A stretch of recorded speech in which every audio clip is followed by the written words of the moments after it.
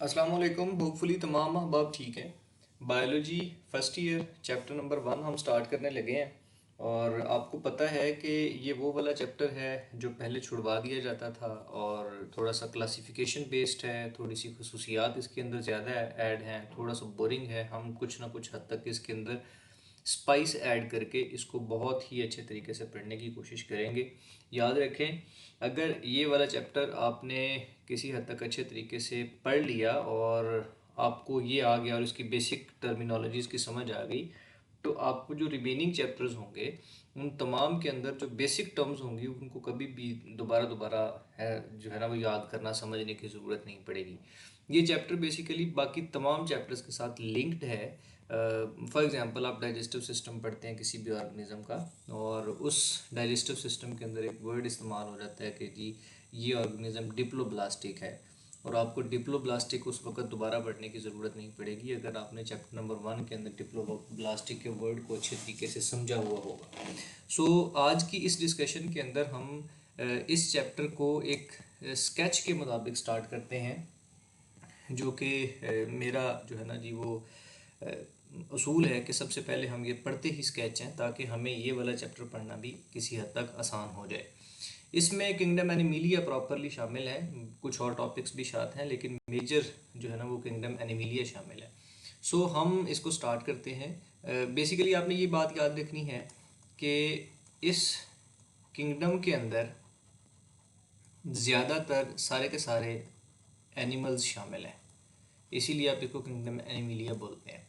अब एनिमल जो है ना जी वो सादा भी थे, लेकिन उसके बाद कॉम्प्लेक्स अशरफुल मखलूक़ात तक जनाब इंसान तक जनाब ऑर्गेनिज्म बन चुके हैं।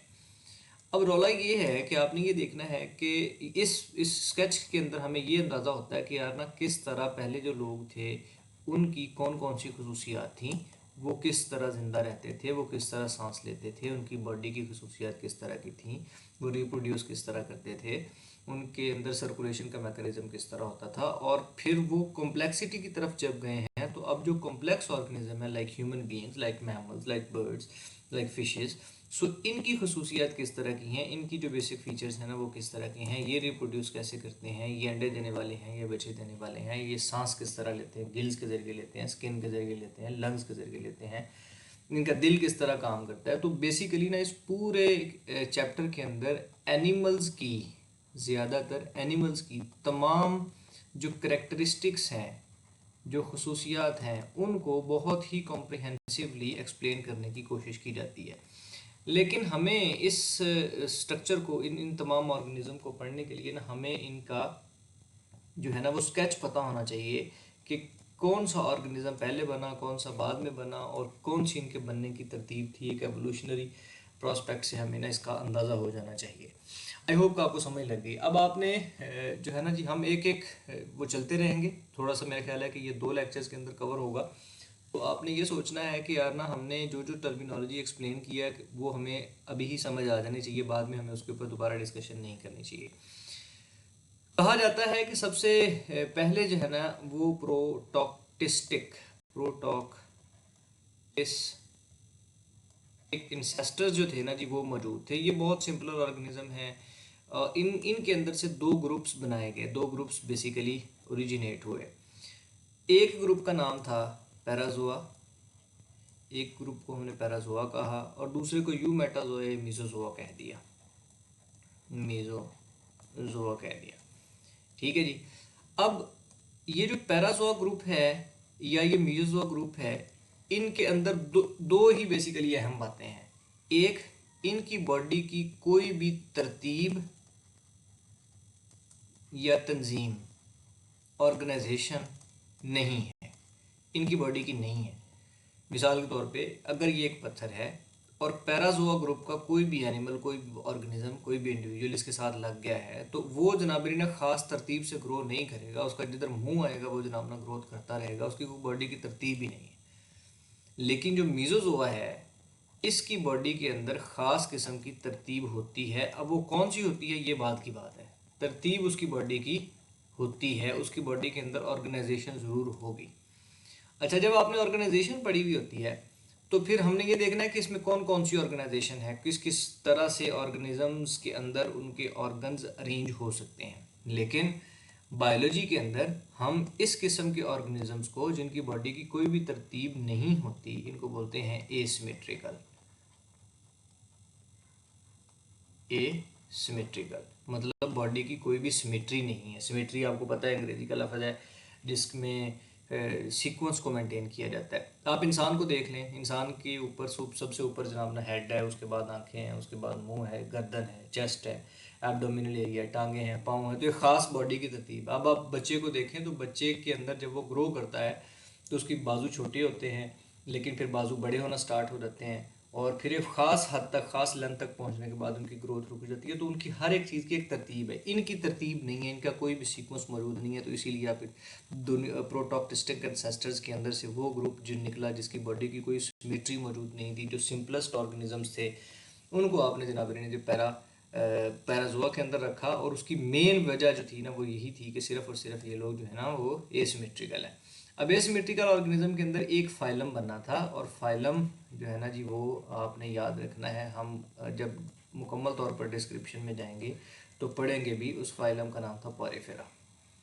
ये पोरिफेरा उसका पहला फाइलम है, ठीक है जी।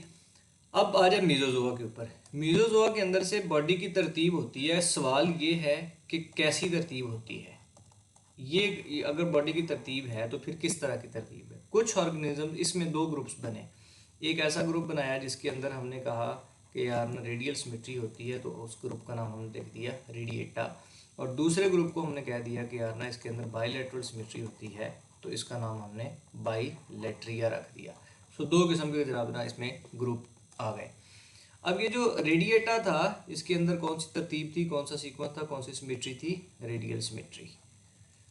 लफ्ज़ याद रखने हैं, नए लफ्ज़ होंगे आपके लिए। 9th और 10th के अंदर आपने बिल्कुल भी इनके साथ इंटरेक्शन नहीं किया होगा, तो अब नए लफ्ज़ है तो दो दो तीन तीन दफ़ा आपको देखने पड़ेंगे, तब जाके ये दिमाग में बैठेंगे। उसके बाद आप बाइलेट्रिया पे आ जाएं। बाइलेट्रिया के अंदर नई जो सिमेट्री आई है वो है बाइलेटरल सिमेट्री। Bilateral symmetry. अब हमने ये देखना है कि रेडियल सिमेट्री और बाइलेटरल सिमेट्री के अंदर, दोनों के अंदर फ़र्क क्या होता है।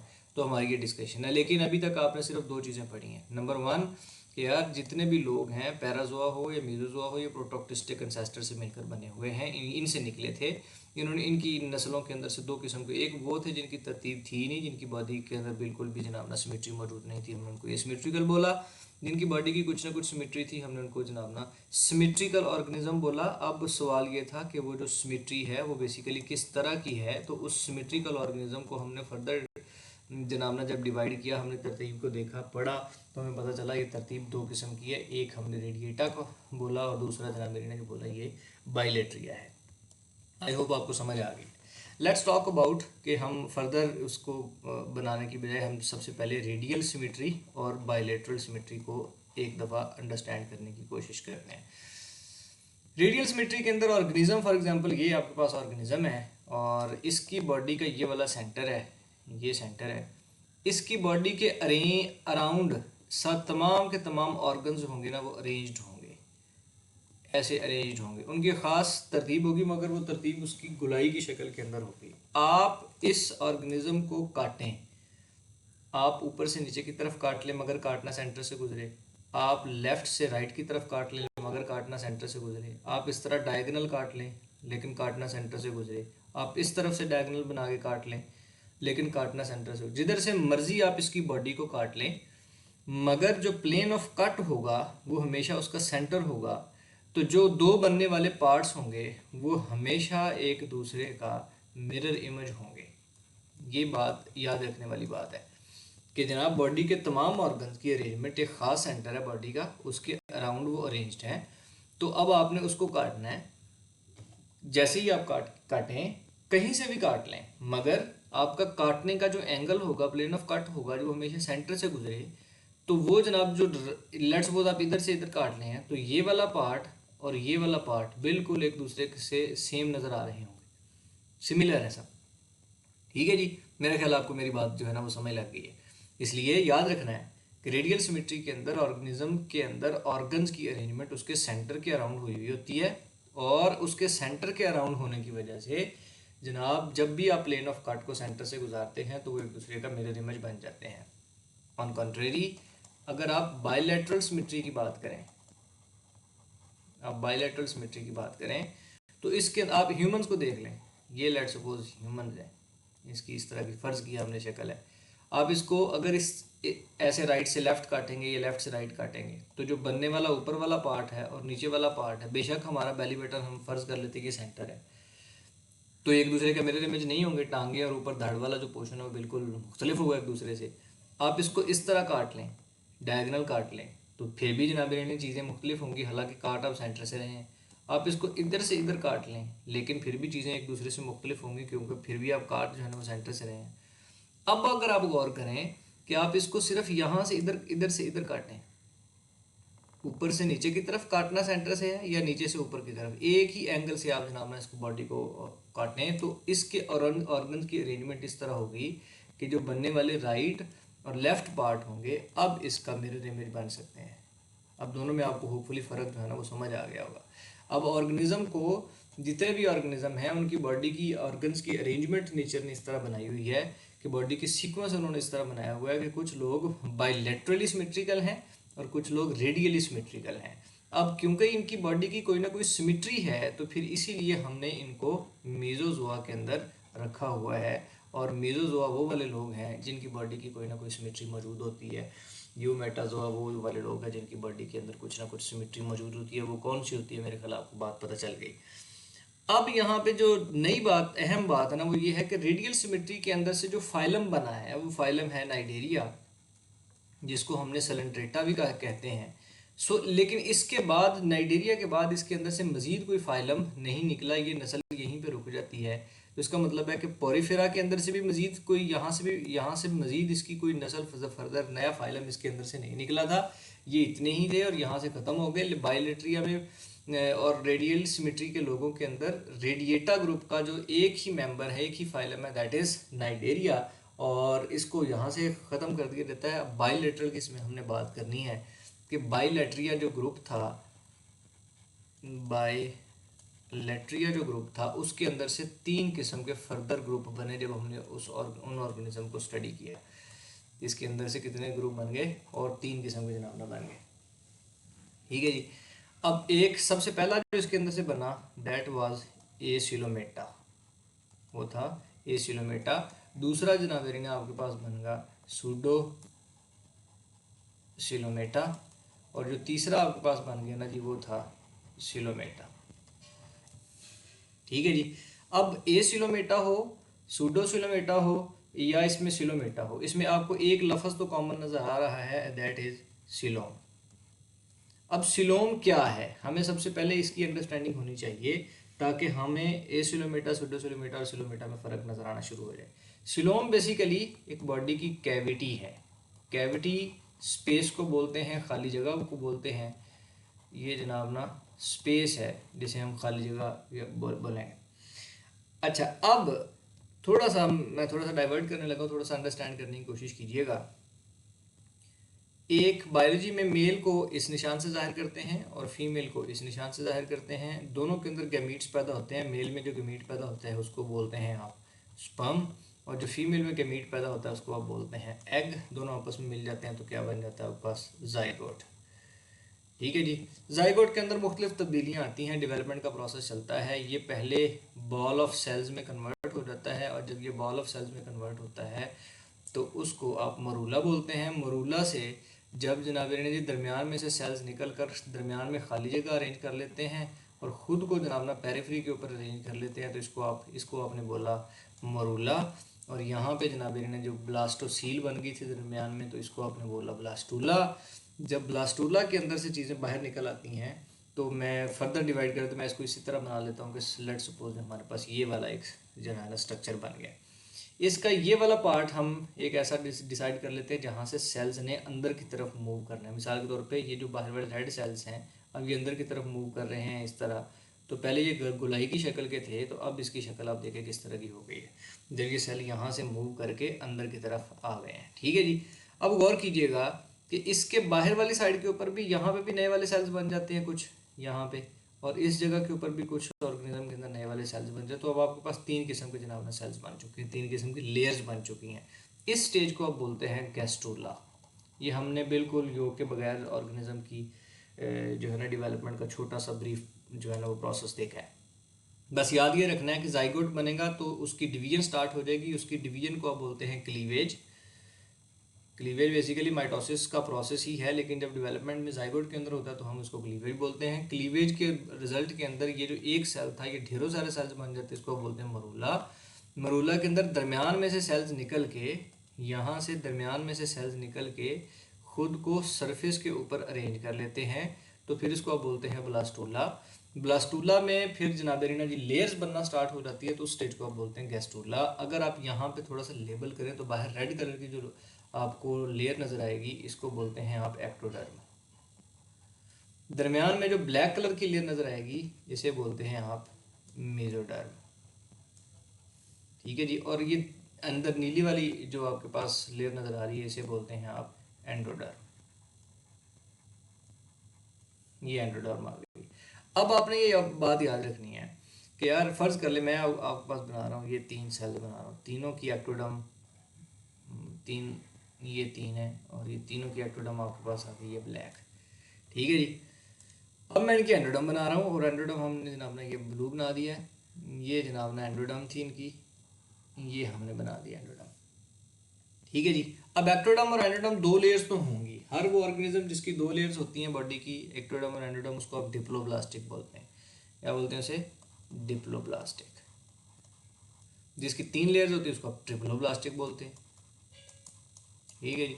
ये ट्रिप्लोब्लास्टिक आ गई। लेकिन अब आप याद रखिएगा, देखिएगा ज़रा कि यार अगर एक्टोडर्म और एंडोडर्म के दरमियान में खाली जगह मौजूद ना हो बल्कि कोई फ्लूइड मौजूद हो और उसने इस पूरी स्पेस को भरा पड़ा हो और यहाँ पे स्पेस मौजूद ना हो, एक्टोडर्म और एंडोडर्म के दरमियान यहाँ तक कोई भी स्पेस मौजूद नहीं है, नो स्पेस, तो फिर आप ये समझ जाएं कि स्पेस नहीं है, तो इसका मतलब है कि जो स्पेस है उसे हम बोलते हैं यहाँ पे सिलोम, वो नहीं है।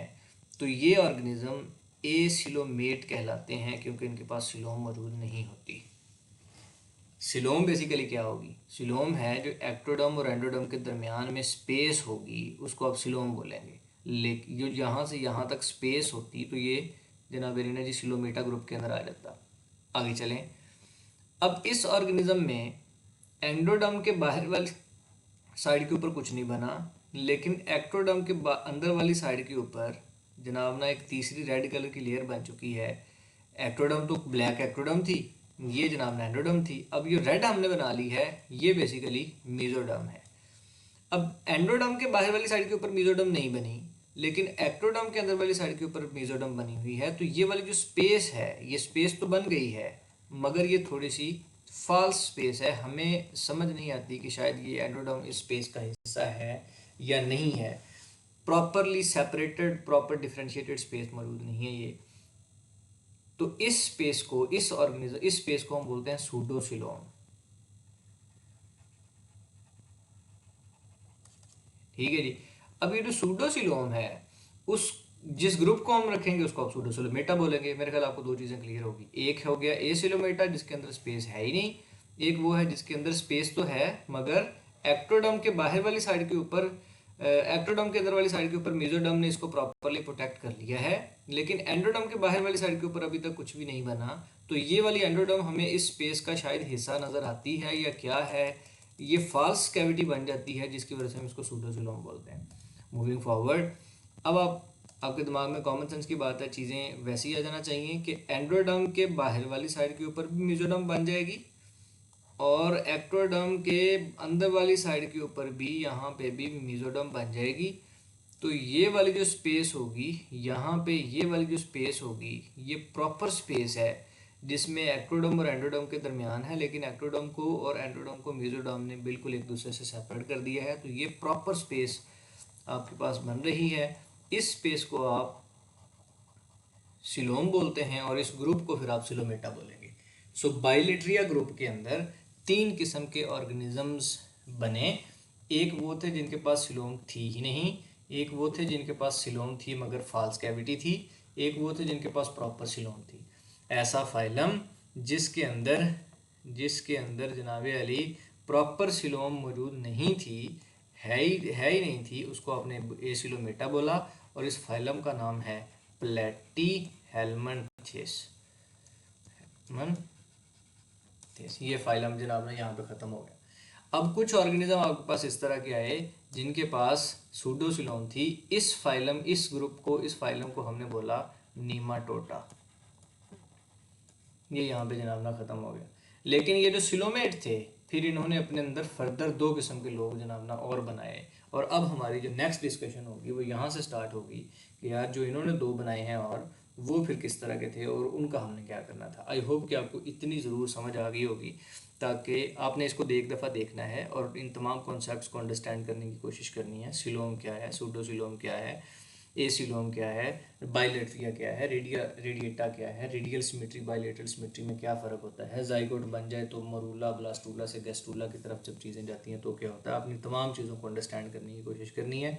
नेक्स्ट लेक्चर के अंदर हम सिलोम से आगे चलेंगे कि यार ना सिलोम बना ली हमने, अब आपने सिलोम के अंदर जो फर्दर ग्रुप्स बने हैं, फर्दर फाइलम बने हैं, वो फिर कौन कौन से हैं और उनकी डिस्क्रिप्शन किस तरह की है। बहुत जेनेरिक, बहुत आसान किस्म की डिस्क्रिप्शन है। कोशिश करनी है कि आपने जनाब ना इसको अंडरस्टैंड करने की कोशिश करें और जो चीज़ ना आए वो मुझसे पूछ लें। Thank you so much.